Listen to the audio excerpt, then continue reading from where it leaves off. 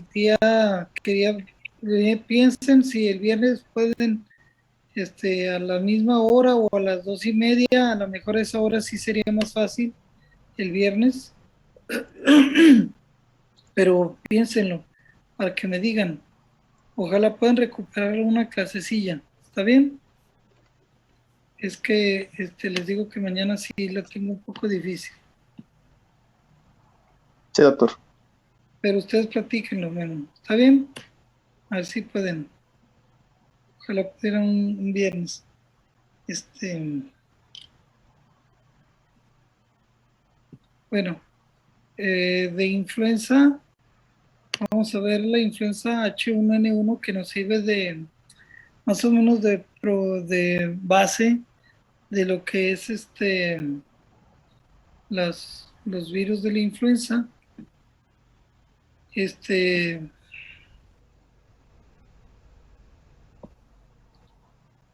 y ya terminar, si podemos hoy mismo la clase, pero sin dejarlo pasar. ¿Alguien preparó algo? ¿Alguien quiere comentar algo?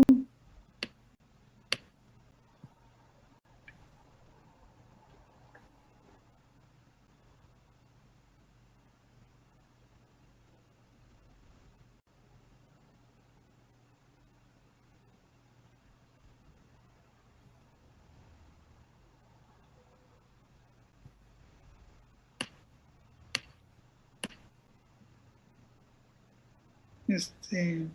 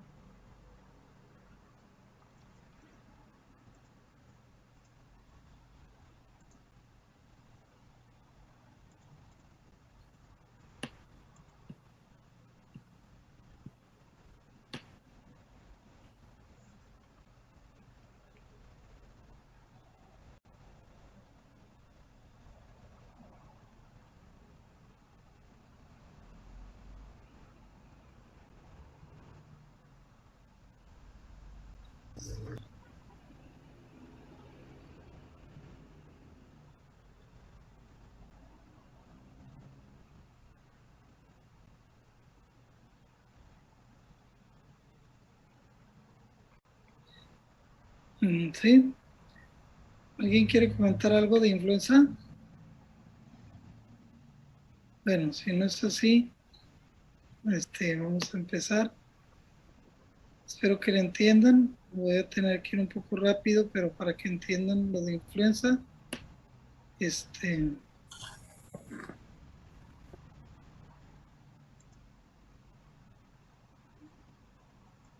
no tengan miedo a equivocarse, o sea, hay que equivocarse, es mejor aquí que con los pacientes, muchachos. ¿Está bien? Aquí es el aprendizaje, es la discusión entre todos y hacer preguntas. ¿Cuánto la influenza, este, de cuántos grupos se comprende la influenza? ¿Qué es la influenza? Pues, ¿quién dice? El concepto general, ¿qué es la influenza? Vamos a hablar de influenza, ¿qué es la influenza? Es una enfermedad respiratoria. Perfecto. ¿Quién la produce, Karen?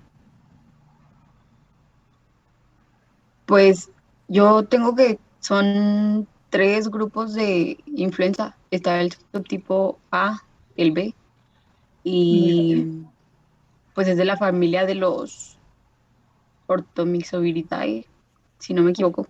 Virus, muy bien. ¿Qué más, hija? Muy bien. Los ortomixus son virus RNA. Los virus se clasifican en dos, DNA y RNA, es un virus RNA. Y las familias, como bien dijiste, hay A, B, ¿qué más? ¿Qué más hay? Sí. Los grupos C. Muy bien. ¿Qué diferencia hay entre ellas? ¿Ustedes saben? Básicamente, por comportamiento clínico, algo que sepan. qué es lo más importante que deben saber de influenza? A ver, ustedes van a dar una plática en la radio. Voy a hablar de influenza. ¿Por qué es importante influenza, muchachos? ¿Por qué es importante?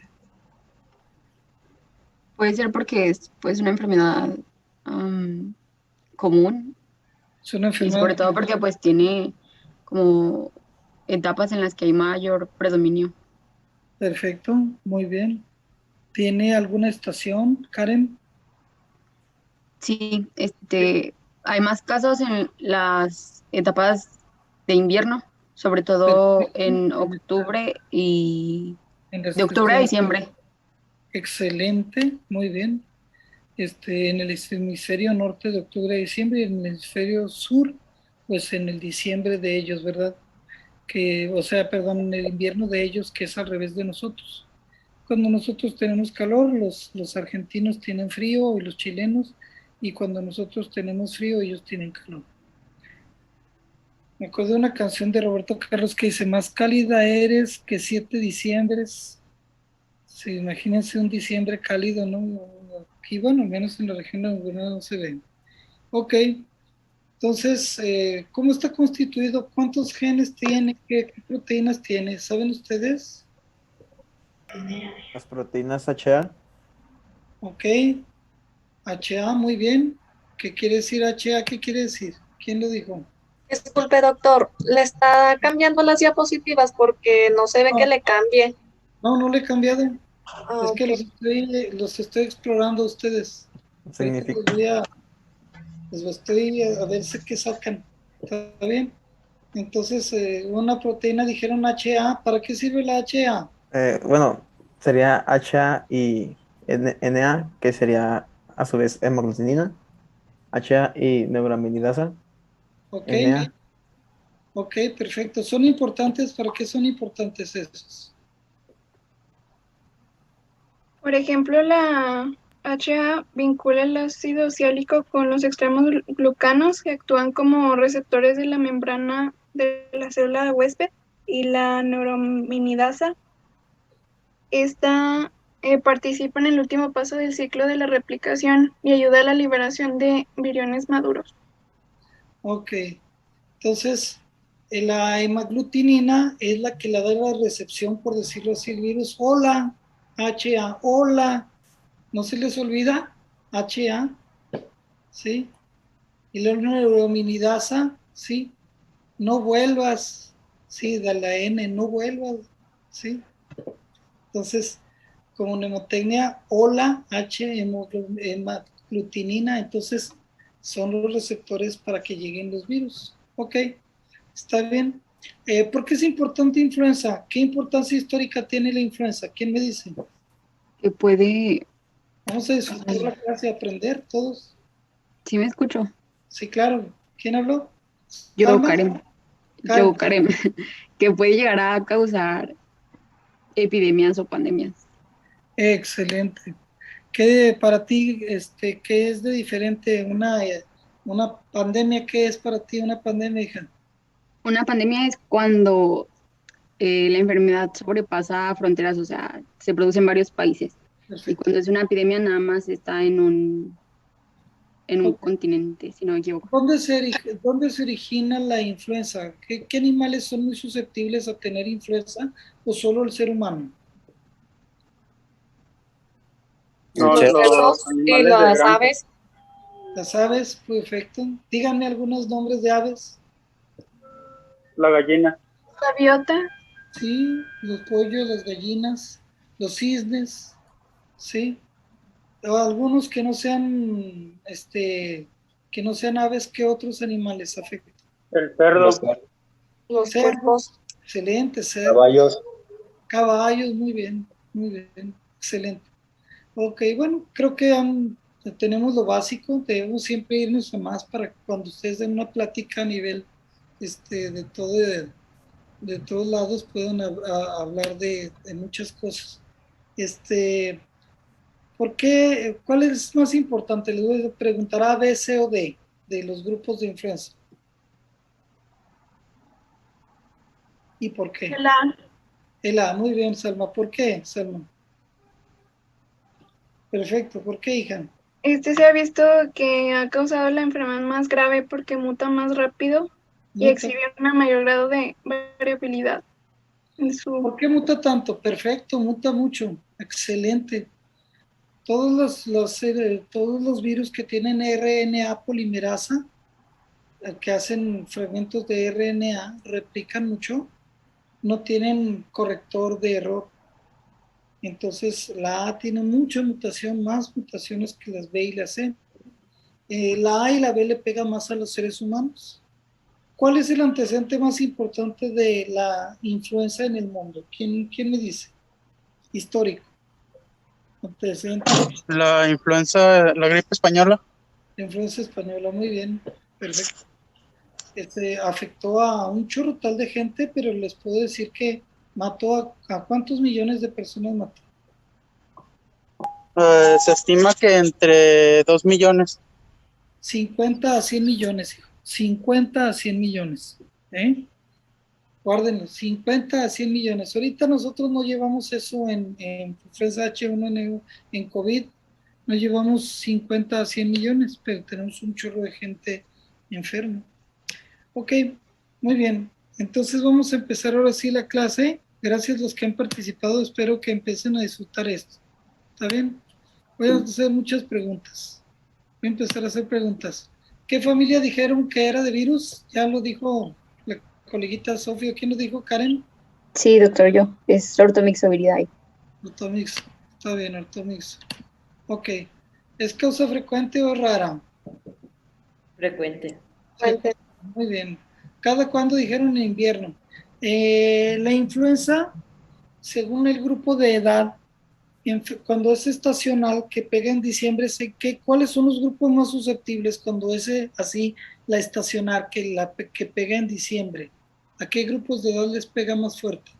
Los extremos de la vida. Excelente, excelente. ¿Quién dijo Michelle? Sí. Sí, excelente, los extremos. Ahorita es la segunda causa más frecuente de infección respiratoria. Entonces está el coronavirus, está la influenza y tenemos el virus sincicial respiratorio y los adenovirus de enfermedades respiratorias graves. ¿Sí? Entonces es la segunda causa por ahora. ¿Está bien? ¿Cuántos serotipos hay de influenza? Ya me dijeron ustedes, ¿no? A, B, C y D. Los A y B afectan generalmente más y la A, ya dijeron, ¿causa de pandemia el virus? Sí causa, ¿verdad? Dijeron ustedes. ¿Cuál serotipo es el que causa todas las pandemias? ¿Sí? ¿Cuál serotipo A, B, C y D? Excelente, es el A. Sí, pues examen de pregunta de examen nacional, ¿eh? Y les digo por qué. Porque a veces nos mandan a pedir, a hacer unas preguntas a nivel nacional. Ok. ¿Por qué? ¿Por qué pandemia? ¿Por qué es la causa A? Alguien lo dijo ya. Porque muta muchísimo. ¿Sí? ¿Qué otros animales infectados ya lo dijeron ustedes? Sí, la hemaglutinina es hola. Se une al ácido ciálico y el ácido ciálico es una parte muy importante de nuestros componentes celulares, pero se ubica predominantemente más en la parte alta de la vía respiratoria, a diferencia de la convertidora de angiotensina que está en el mero pulmón y en muchos tejidos del cuerpo. La influenza generalmente es una enfermedad restringida más al aparato respiratorio, aunque puede producir falla renal, puede producir encefalitis, puede producir enfermedades. Es muy raro que produzca enfermedades a otro sitio. En cambio, el COVID produce un desmauser, donde haya receptores para convertidores diferentes. Entonces, el ácido ciálico deben recordarlo mucho. ¿Sí? Ok. Como dijeron, el nunca es nunca más, nunca más. Es el adiós, es cuando se liberan las partículas completando el ciclo, como bien dijeron los coleguitas. ¿Está bien? Ok. ¿Qué es una deriva genética? ¿Qué es un cambio genético? ¿Quién me dice?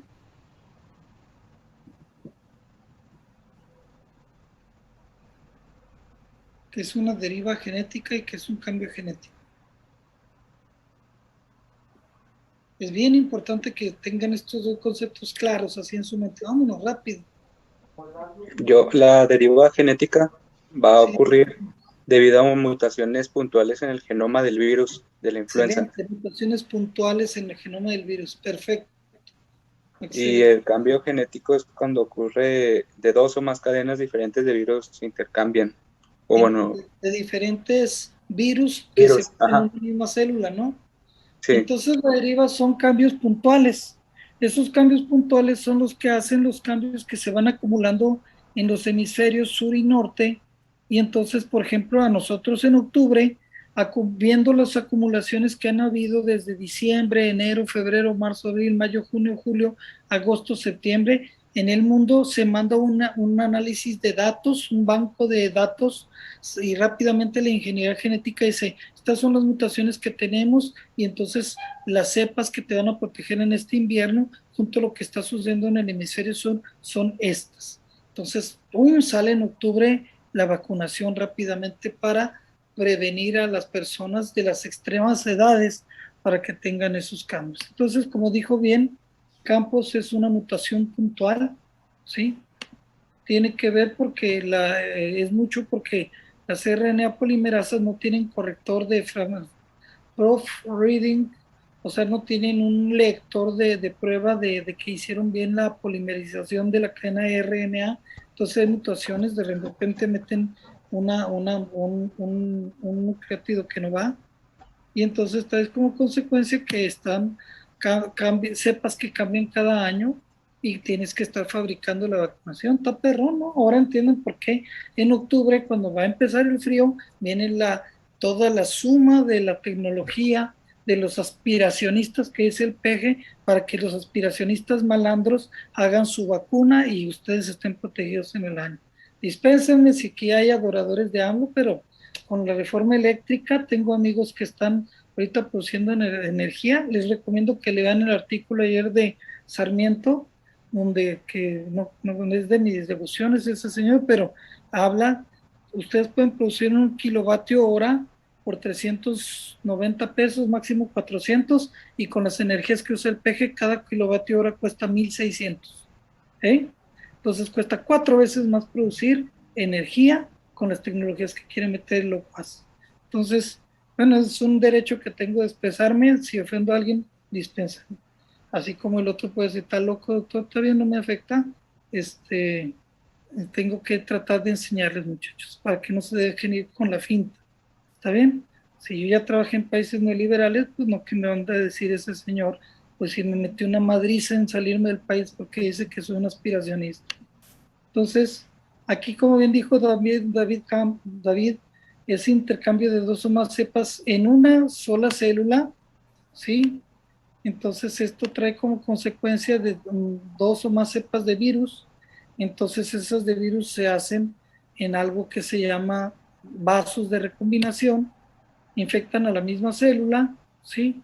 Y quiere decir que esa célula debe ser capaz de soportar a los varias virus que tengan. Y entonces recombinan su material genético y luego les voy a enseñar cómo se recombinan los materiales genéticos para que lo vean gráficamente. Entonces, al recombinar material genético, no se está haciendo una mutación puntual, sino se está haciendo una mutación tremenda de toda una especie de todo un genoma del virus.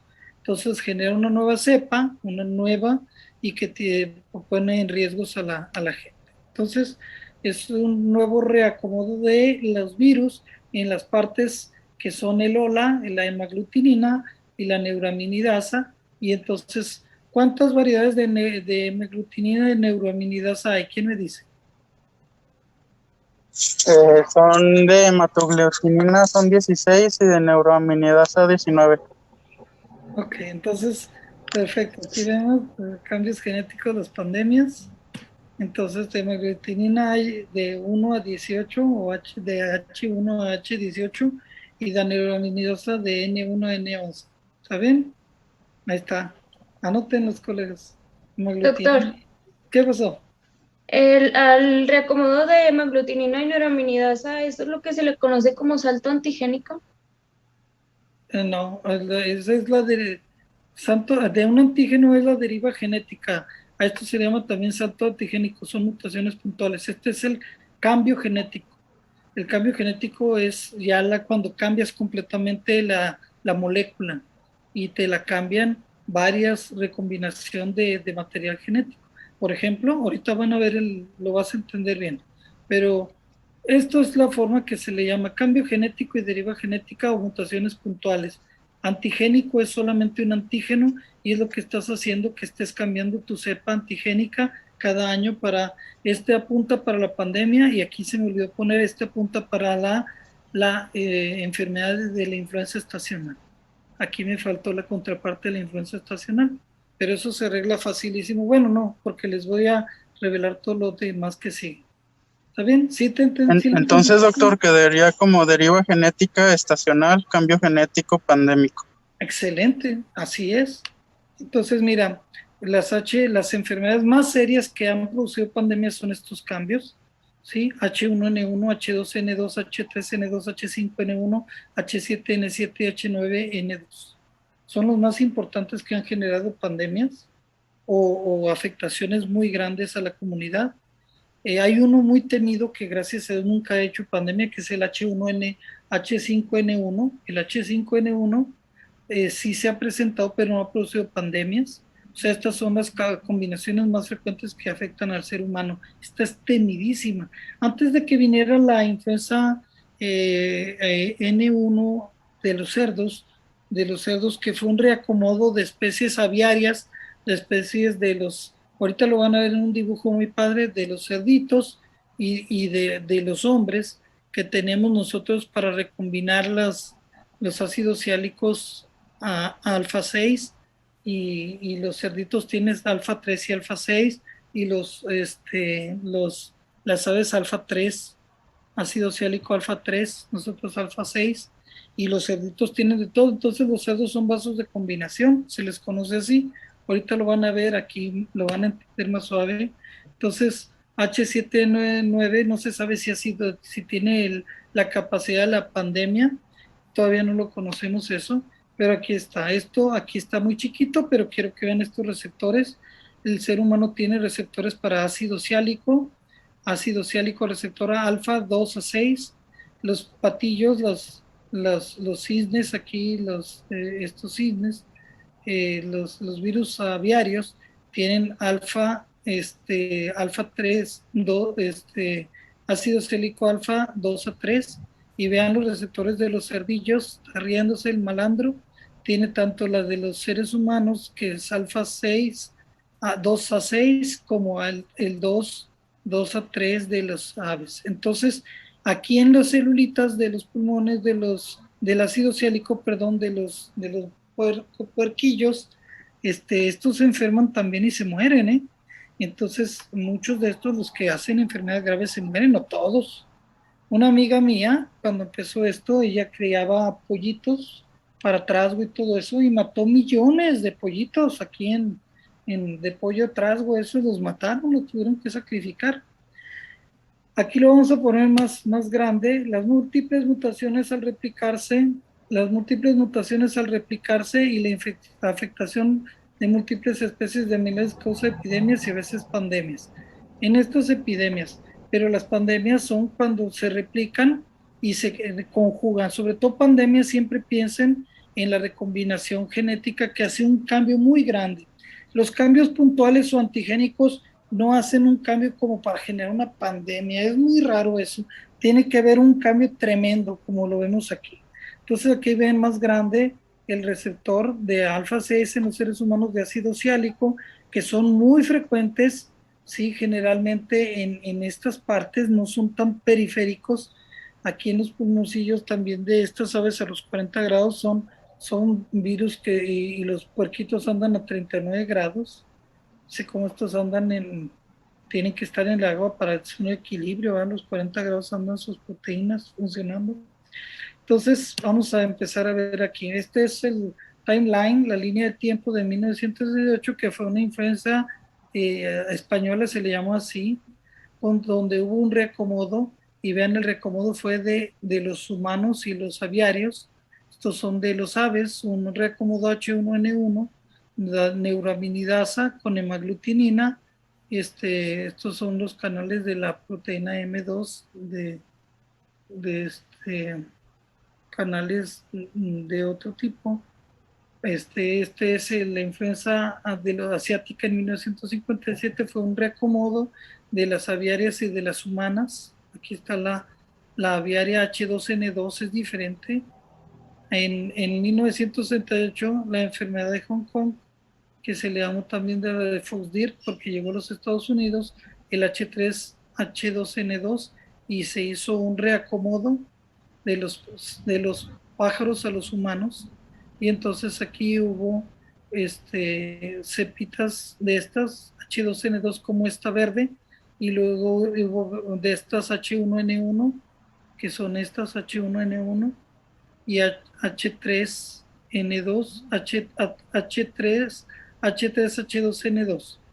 No, perdón, de H1 no hubo aquí, pero aquí vean ustedes esta H3, acuérdense que los pajarillos, pues por decirlo así, las aves tienen de 2 a 3, aquí está el H3, y aquí los humanos H2N2, H2.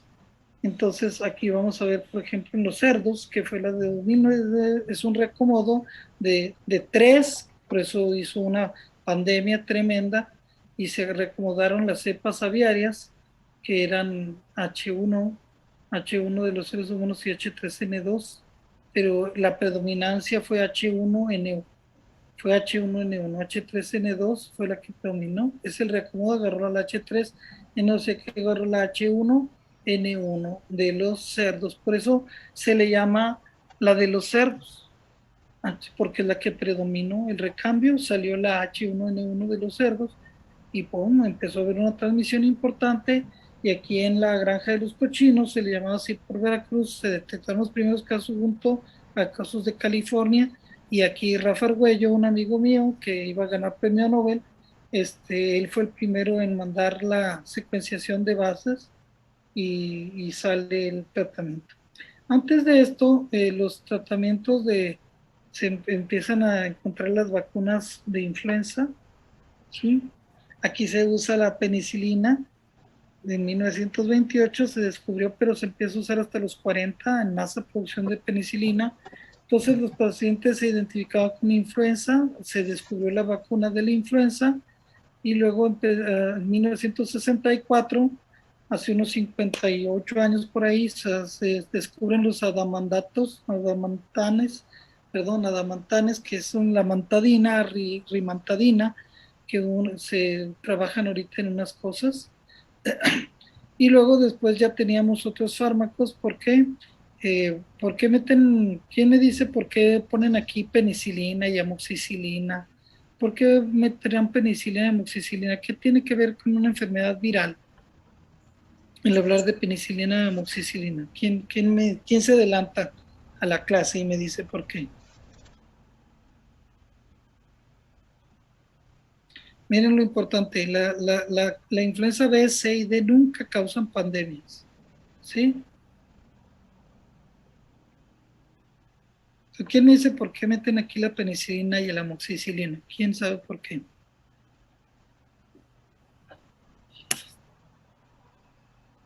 Bueno, eso lo vamos a ver al ratito, pues.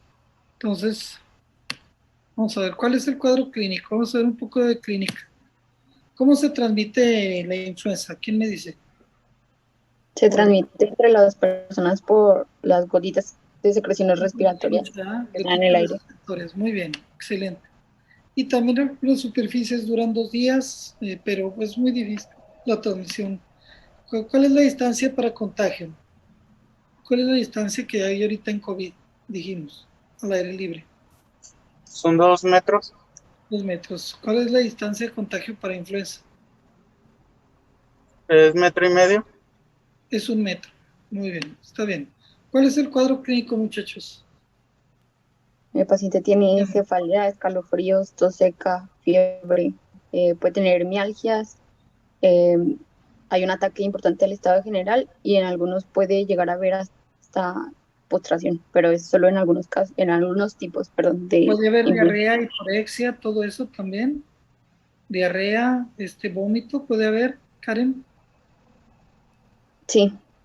Ok, Entonces, si vemos, se parece un chorro al COVID, ¿no? ¿Cuáles datos dirías tú que no hay en influenza y que sí hay en COVID, que son importantes? Que sí hay en COVID y que no hay en influenza. Pues yo creo que lo más importante aquí es que la influenza se caracteriza por ser una enfermedad de vía respiratoria superior, generalmente. Eh, Bueno, pero sí, ¿verdad? Pero sí puede matar gente, ¿no? También produce sí, inflamación abajo, ¿no? sí. Ok, entonces fíjense, estamos hablando del cuadro clínico porque la influenza mató a 50, 100 millones de personas en el 1918, la española. Entonces, bien, lo dijiste bien. Ahí está, la incubación de 1 a 4 días, pero casi todos tienen síntomas. La transmisión, dijeron que es un día inicia la transmisión, un día antes de la clínica hasta la resolución de los síntomas y algunos pacientes hasta 2 semanas, ¿sí? La fiebre súbita, esto es sumamente importante, lo puse aparte, porque rápido los pacientes les sube a 40 grados la temperatura a algunos pacientes. Hay algunos pacientes que no tienen fiebre súbita, ¿sí? Pero es un dato muy importante. De hecho, hay enfermedades que producen fiebre súbita viral, existen, nota muchos, uno de ellos es esta, la influenza, otra es el dengue, con fiebres de 40 grados, y otro ahorita estamos viendo fiebres de 39 grados y medio, casi 40, con COVID. Entonces, ahí está: escalofríos, cefalea, miartralgia, ataque al estado general, congestión nasal, tos seca, dolor faríngeo, náusea, vómito, diarrea, fatiga y debilidad. ¿Se parece al COVID? Muchísimo, ¿sí? ¿Está bien? Pero un gran problema, la gran diferencia, ¿cuáles son? Primero, no hay pérdida del olfato ni del gusto en la influenza. Segundo lugar, ¿sí? La replicación tiende a ser la enfermedad más hacia arriba. Sí, la tasa de letalidad es muy baja, pero sí, cuando hay una pandemia, boom, se llenan las salas de terapia y se mueren los pacientes. Ok, entonces, ¿cómo se detecta el cuadro clínico? ¿Cómo hacen el diagnóstico? Ya vamos a terminar la clase, ¿eh? Con un PCR. Con PCR de transcriptasa reversa de nidación por isoponasofaringe. Eso tiene una sensibilidad mayor del 90%. ¿Sí? La prueba rápida, que se usa mucho, ya no se debe usar. Es de 40 al 70%, es un voladito, 54% de sensibilidad, o sea, es casi decir un volado sí o no, o sea, que te puedes equivocar, ¿sí? Ahora, en el cuadro clínico hay 3 variedades: el cuadro clínico tranquilo, que no evoluciona mal. ¿Cuándo es un cuadro clínico que te empieza a preocupar? ¿Cuándo preocupa la influenza? ¿Quién me dice?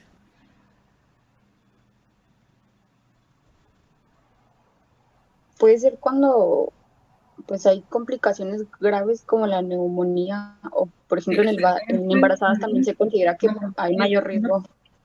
excelente. Las personas de riesgo y las que empiezan a hacer complicaciones con falla respiratoria, empiezas a tener sensación de falta de aire aguzado. Ese paciente, tenerlo con mucho cuidado, ¿sí?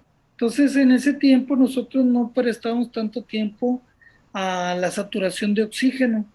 En cambio ahora en COVID mucho, porque ha habido pacientes que se sienten bien, pero tienen saturaciones muy bajas, que se le llama hipoxemia feliz. Entonces nosotros no usamos tanto el saturómetro para influenza. Hubiera sido muy padre haber usado los saturómetros para influenza en aquel tiempo. Entonces vamos a avanzarle aquí. ¿Cuál es el tratamiento más o menos? El tratamiento depende de hacer un diagnóstico que debe ser súper temprano. Hace días me hablaba un amigo mío hematólogo y me dice: Arracha, no sirve para nada el fármaco. Le digo: no, hombre, claro que sí sirve. ¿Qué dijeron que no servía para nada? Salió un artículo. Le dije: es que léelo bien, colega. El artículo decía: ya después de 5 a 6 días de enfermo, ya, y la utilidad es muy poca. Entonces debe ser un diagnóstico rápido, temprano. ¿Sí? Entonces, derivados de adamantanos, la mantadina, ¿sí? Ok, interfieren con la replicación porque se pega al dominio transmembrana para la proteína M2, que es una proteína no estructural, Sí, es una de unas proteínas internas, es no estructural, porque la estructural son N1, N2, y también afecta el ensamble del virus. Entonces, lo malo es que hay resistencia en virus A y B, y este es un virus A de la influenza. Entonces, no se usa la amantadina para nada, no sirve para nada. Otros son los inhibidores de neuraminidasa. ¿Cuáles conocen, muchachos? ¿Sí? ¿Cómo se llama el tratamiento que le dan rápidamente al paciente con influenza? Oseltamivir. Oseltamivir, muy bien, perfecto. Entonces, oseltamivir es el más común, 75 miligramos cada 12 horas.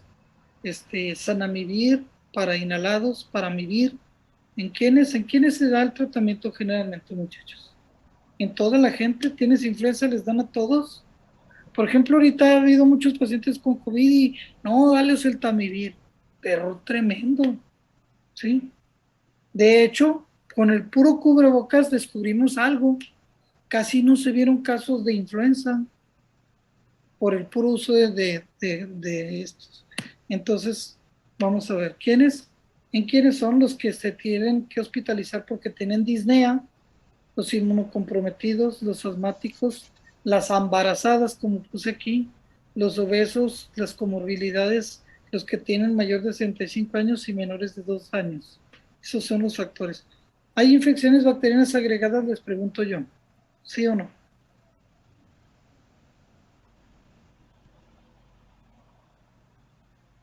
¿Y qué bichos son los que se agregan? Yo Ya, creo que sí, sí, eso porque a veces hay neumonías bacterianas, ¿no? Secundarias. excelente. Se llama neumonía de Hext. Y esa neumonía habla de que se meten Streptococcus pneumoniae o Staphylococcus aureus. Entonces, ustedes aquí vienen la entrada con la hemaglutinina que recibe al bicho. Hay una endocitosis, se quita la capsulación, y entonces esta fusión y la descapsulación hace que tú pudieras entrar al RNA para replicarse en el núcleo celular, pero está afectado y hay resistencia a la amantadina. Entonces aquí nosotros cuando tenemos esto no hacemos nada, hacemos hasta esta parte de oseltamivir, que es un inhibidor de la NA. Entonces hace que las células que están enfermas se van a morir, pero no vas a poder dividir el budding quiere decir gemación. Entonces no vas a poder gemar con inhibidores de la neuraminidasa, que es el que dice nunca más. Ok, ahí lo tienes y ahí se mueren los virus. Entonces, inhibe que el virus tengan esta conformación completa del virus, entonces no puede liberarse el virus ensamblado, el ensamblaje. Hay un fármaco nuevo que se llama Baloxavir. Ok, eso es todo. Espero que les haya gustado. Creo que es lo que deben saber de influenza. Si tienen preguntas, se las debo. Denme chance el día de mañana, tengo una reunión, pero vamos a estudiar dengue para el próximo jueves, por favor. ¿Está bien? Y ahí valoren si pueden reunirse el viernes, si me hacen el favor de reunirse el viernes, está bien. Y luego ya después, si todos están bien, nos echamos unos refrescos. Cuídense mucho, gracias, Gracias, doctor. Muy buena tarde. Y agradezco a los que participaron. Y los que no hablaron, también hay gente que no se atreve, pero no pasa nada. Cuídense.